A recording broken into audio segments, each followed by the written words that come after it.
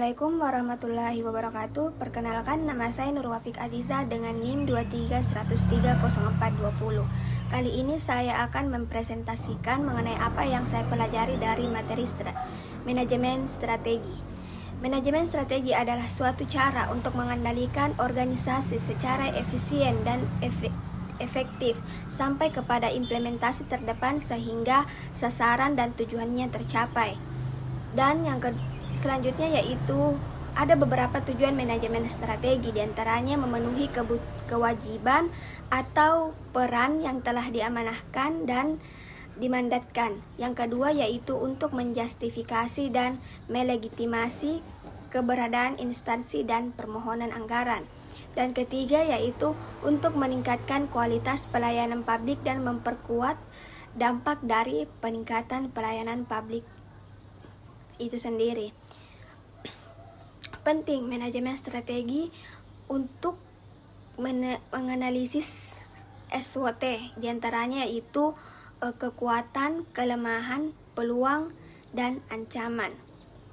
Manfaat dari SWOT ini yaitu untuk membantu organisasi merumuskan strategi apa saja yang efektif dengan mempertimbangkan faktor internal berupa kekuatan dan kelemahan dan faktor eksternal berupa peluang dan juga ancaman.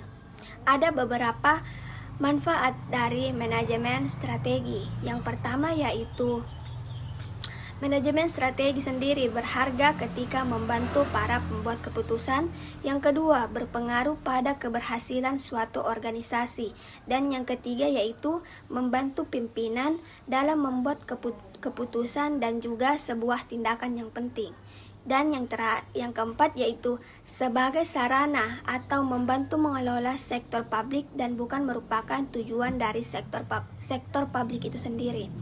Ada beberapa karakteristik dari manajemen strategi, yaitu pernyataan visi misi, yang kedua yaitu adanya kerangka waktu atau biasa disebut dengan planning horizon.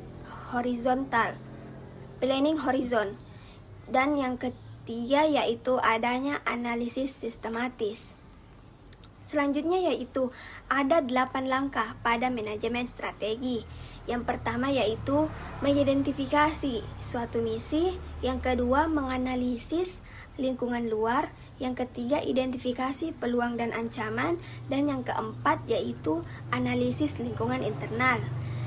Kelima, identifikasi keputusan dan kelemahan. Keenam, memutuskan strategi. Ketujuh, melaksanakan strategi. Setelah melaksanakan, lalu yang terakhir yaitu mengevaluasi suatu strategi. Ada beberapa hambatan culture atau kultur dalam organisasi. Yang pertama yaitu adanya hambatan misi. Dalam hal ini tidak banyak orang dalam organisasi yang memahami strategi dari organisasi mereka sendiri. Berdasarkan hasil surveinya tercatat hanya 5% karyawan yang memahami strategi perusahaan mereka. Yang kedua yaitu adanya hambatan orang. Banyak orang dalam organisasi memiliki tujuan yang tidak terkait dengan strategi organisasi. Yang ketiga yaitu hambatan sumber daya berupa waktu, energi, uang yang tidak dialokasikan pada hal-hal penting atau kritis dalam organisasi. Dan yang terakhir yaitu berupa hambatan manajemen. Dalam hal ini, manajemen menghabiskan terlalu sedikit waktu untuk strategi organisasi dan terlalu banyak waktu pada pembuatan keputusan taktikal jangka pendek.